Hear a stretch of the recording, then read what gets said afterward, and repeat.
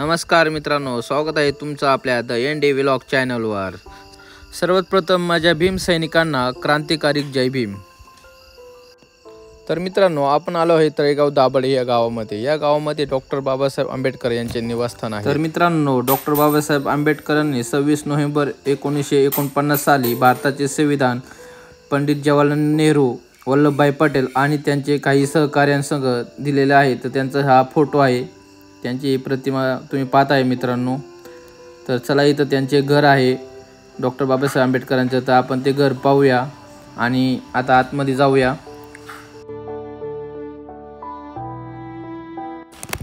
तर मित्रांनो, हे त्यांचे घर आहे, ते तुम्ही पाहू शकता। नालंदा, तक्षशिला सारख्या जागतिक दर्जाच्या विश्वविद्यालय तळेगावमध्ये उभे करण्यासाठी स्वप्न बाबासाहेबांनी पाहिली होती। या स्वप्नापोटी त्यांनी 87 एकर जागेची खरेदी तळेगाव परिसरात केली होती। या जागेत त्यांनी आपला बंगला बांधला होता, पण कायदेमंत्री पदाची जिम्मेदारी व त्यांचे आजारपण आणि धर्मांतरांचे चळवळ अशा अनेक जबाबदारीमुळे बाबासाहेबांच्या मनातील विश्वविद्यालयाचे स्वप्न ते स्वप्नच राहिले।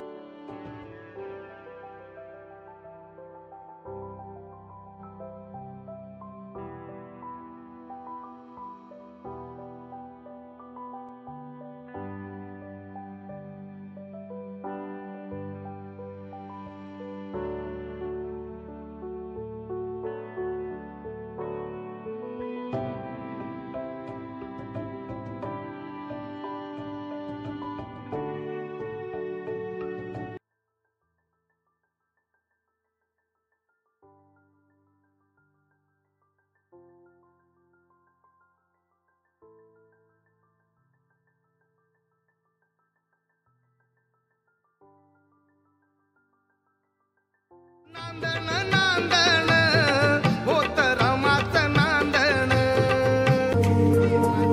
सारी जसं टिपूर चांदण।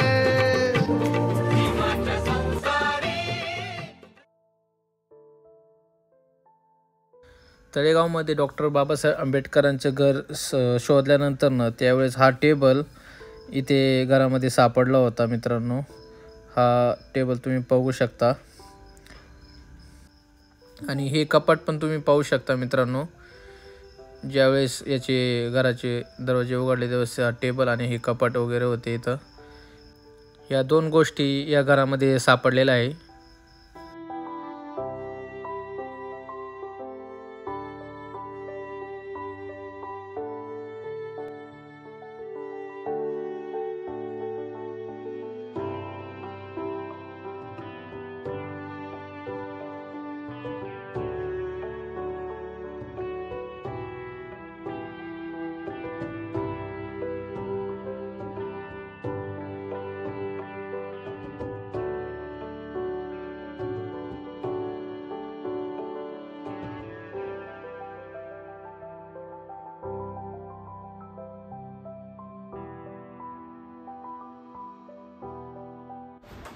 तर मित्रांनो, आपण आलो आहे डॉक्टर बाबासाहेब आंबेडकर यांच्या तळेगावातल्या निवासी।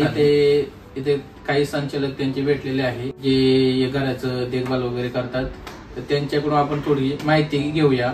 सर्वांना जय भीम। माझं नाव किसन तुला, विश्वरत्न डॉक्टर बाबासाहेब आंबेडकर स्मारक समितीचा सचिव। बाबासाहेबांनी देश स्वतंत्र झाला 15 ऑगस्ट 1947 ला आणि डिसेंबर 1947 ला तळेगावला बंगल्यासहित 23 एकर आणि टोटल 41 एकर जागा विद्यापीठासाठी खरेदी केली होती। परंतु त्यांचं स्वप्नच राहिलं।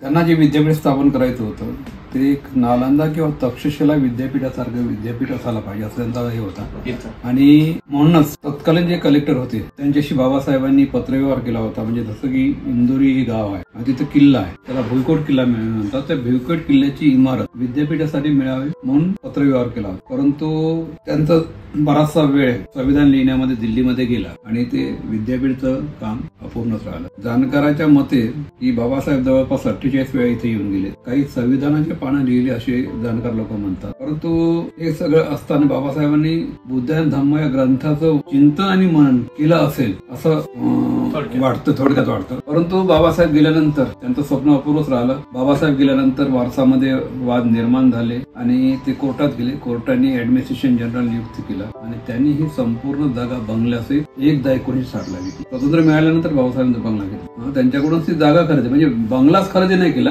बंगल्यासोबत 23 एकर जागा होती. आणि 1960 ते 2012 पर्यंत हा बंगला दुसऱ्याच्या त्या बाजूला मी विश्वरत्न डॉक्टर बाबासाहेब आंबेडकर स्मारक समितीची स्थापना 2004 केली. आमच्या अध्यक्ष ॲडव्होकेट रंजन नाईक त्यांचे संपूर्ण कागदपत्र गोळा केले.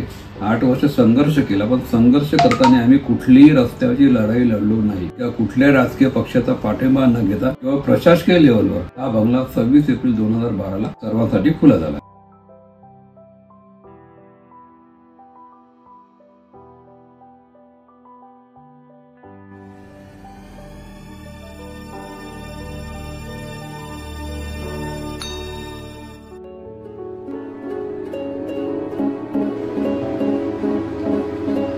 क्रांती सूर्य तू, शिल्पकार तू, भारताचा बोधिसत्व मूक नायका. मोडल्या रूढी त्या परंपरा, दिव्य तेजा तूच सकल न्यायदायका.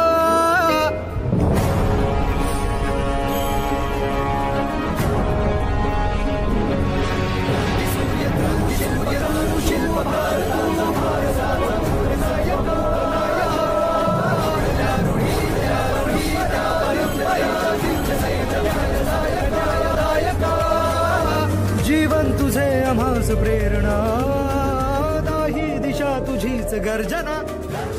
भीमराया अब नहीं झुकना, अब नहीं इतिहास कर नया. शेर जा निकल सारे रुख बदल, दिखला जोश नया.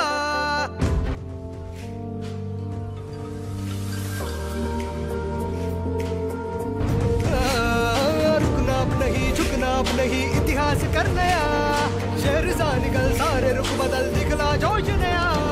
साथ चलो, साथ है बुद्ध की राहें, डट के चलो मंजिलें खोले बाहें. साथ चलो, साथ है बुद्ध की राहें, डट के चलो मंजिलें खोले बाहें. जय भीम क्रांति का नारा है, जय भीम दुनिया में न्यारा है, जय भीम सबका सहारा है, जय भीम जहाँ से भी प्यारा है. जय भीम क्रांति का नारा है, जय भीम दुनिया में न्यारा है, जय भीम सबका सहारा है, जय भीम जहाँ से भी प्यारा है. जय भीम.